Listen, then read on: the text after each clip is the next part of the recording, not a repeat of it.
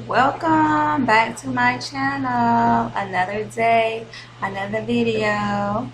And as you can see by the title, what this video is about today, what determines a woman's value? And I asked that question because I saw an Instagram post where a lady, a business owner, was seeking advice from what they labeled a consultant, him as a consultant. I know neither one of them. It's just a video that I came across. But they said that he was a consultant. And so the lady was seeking advice. She was a business owner and she made six figures. So she was wanting a mate who also made six figures. And she was wanting to know, I guess, why she couldn't find anybody in her same income bracket. And so the advice that the consultant gave to her, I felt was very brash, very harsh.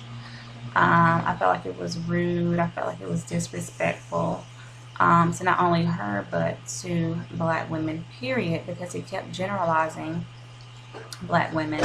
He kept saying, just making comments like, that's what's wrong with you black women. That's why you black women this. That's why you black women that.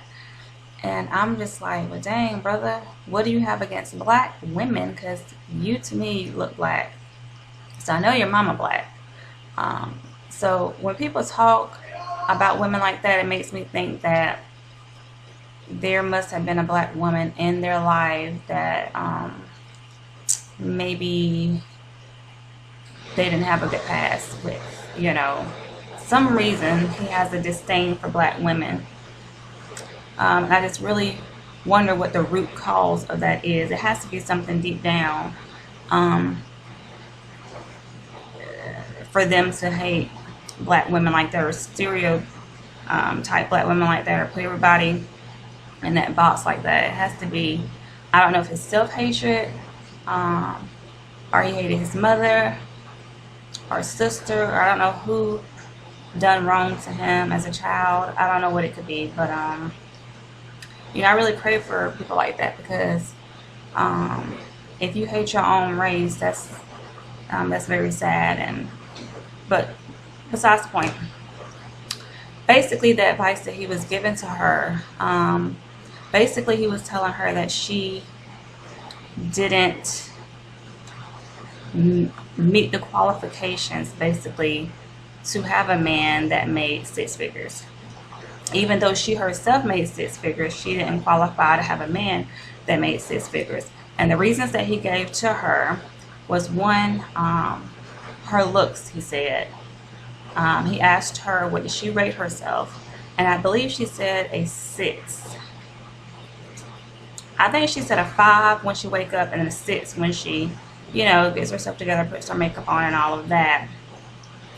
And basically, you know, he was just saying that wasn't enough, basically, to get her the kind of man that she wanted.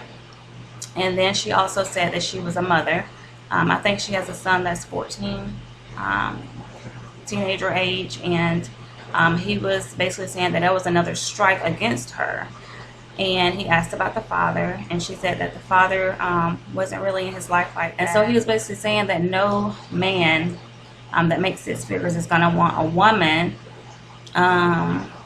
with her looks, in her 30s, with a teenage son and a sketchy baby daddy. That was another thing. She was in her 30s.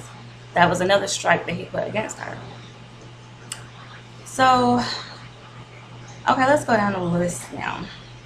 Looks is subjective. Okay, so one person can think someone is cute, another person may not. So that's subjective. And not only that, looks change.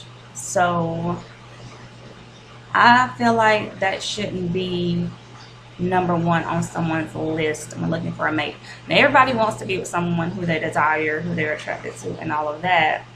But there's different things that can attract you to a person. But usually if that's number one on your list, it's very vain. It's very shallow. But you got to think deeper than that. And so And as far as her being in her 30s, like, I don't think, what's wrong with being in your 30s? We all are going to get to our 30s if we're, blessed enough.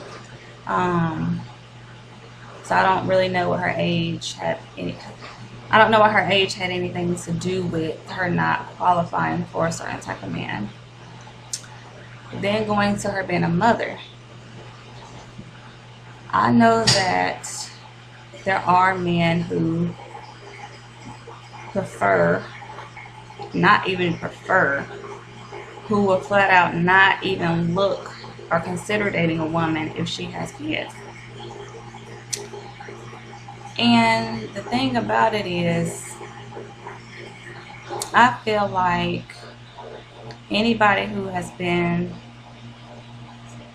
sexually active at one point or another were at risk for having a kid. Let's face it.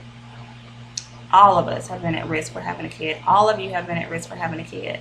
Anybody could have been a single parent if you didn't wait until you was married, and all of that. We all could potentially be single parents. But the fact that someone got pregnant and chose to handle their responsibility,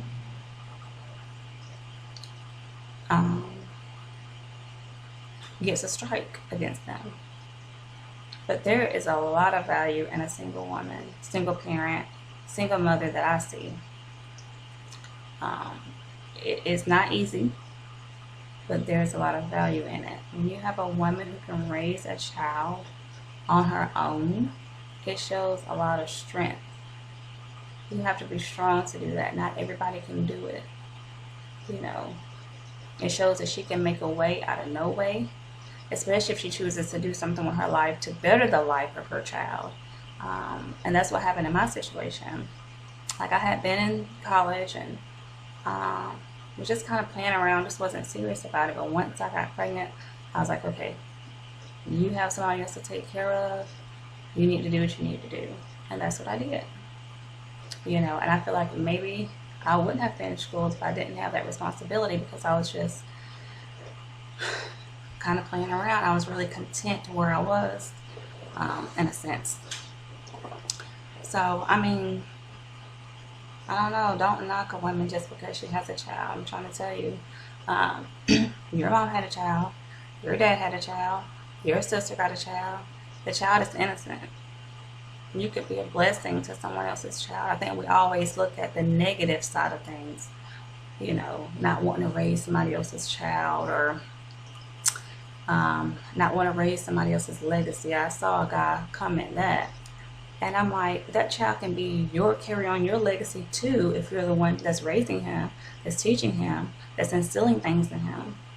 If you're the one that he knows, But if you just don't have any kids because you don't want to give a woman with a child a chance, you're not going to have a legacy anyway. A legacy to pass on, without a kid. So, I don't know. It's just, and even when you do things the right way, which you should always do things the right way, get married first and have kids. But life isn't perfect and things happen. But even the people that have gotten married and had kids, what if you divorce? Guess what? You become a single mom, you become a single dad. So would you not date you because you have a child? Like, I know everybody has their preferences, but you have to look at the reasons why you have these preferences. Are they just selfish reasons? Are they valid reasons? Or you just don't feel like you could be a good parent? You don't think you could accept the child? Because it's not the child's fault. It's not really anybody's fault. I mean, there are preventative measures and all this stuff, but life happens and things happen all the time. And you could easily be in someone else's shoes. And what would you want? How would you want somebody to treat you? What would you want somebody to judge you based off of? You have to think about stuff. It got me to thinking, because I am, of course, in my 30s. I have a teenage son. And so I started asking around. I wanted to know what determines a woman's value in a man's eyes. So I asked my ex, and he gave me a couple answers. But then he asked me, he said, well, would you date you? And I said, yeah, I would date me. Absolutely. I wish I could find a male version of me. I mean, like, and he's asked me why. I said the number one thing is because I feel like I'm honest. I feel like I'm caring. I feel like I'm a good mother. I feel like I'm spiritual. You know, I'm independent. I know how to take care of my home. I know how to cook a little bit. You know, I like doing fun things. I'm kind of have like a childlike type of spirit sometimes.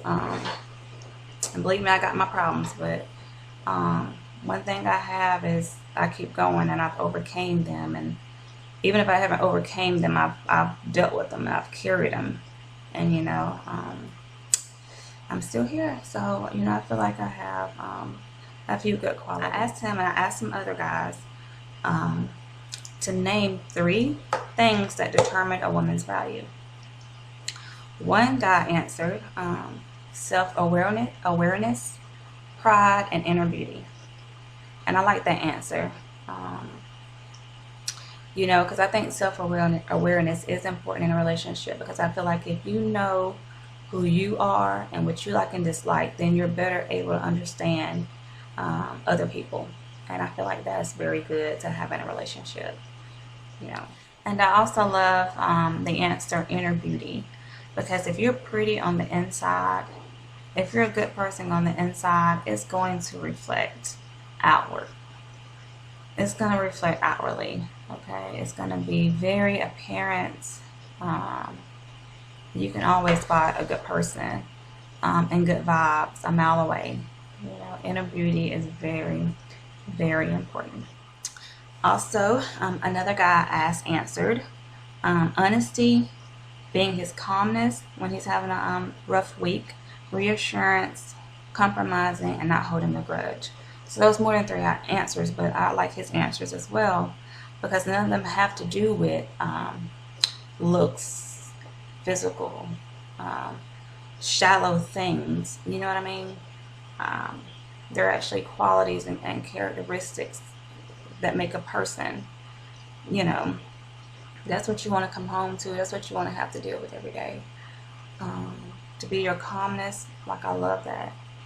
Reassurance, compromising, I felt like it's very important in a relationship, because you have 2 totally different people coming together, and you're not going to always feel the same about everything, and everybody can't get their way all the time. Somebody has to compromise at one point or another. So I really like that answer. And one guy answered personality and perspective, and I like that answer. Personality is definitely something that you should look at to determine someone's value to you, compatibility to you. Your personality should match. And then her perspective, yeah, perspective is good. How does she view life? How does she view herself? How does she view you? And people in general. And then our relationships. Parenting perspective is very big. That's something that I didn't even think of. And loyalty. Definitely want someone who's going to be loyal. You never want to have to worry about your mate, and that you want to be able to trust them with everything. Your money, your health, your happiness, your life, your heart. So I like that answer. What do you think determines a woman's value? Whether she can cook or not, whether she cleans or not. Is it physical features? Is it her body? Is it her face, hair? What do you look for? If she's a family-oriented person, if she owns her own business and got her own money, what determines a woman's value? That is the video for today, the question of the day. And I think I've said what my opinion is, and so I was just wondering what a guy's opinion is of what determines a woman's value. We women are strong. Don't sleep on us just because of one little thing. All right, thank you. Love you. See you later. Oh yeah, comment, like, subscribe, you know.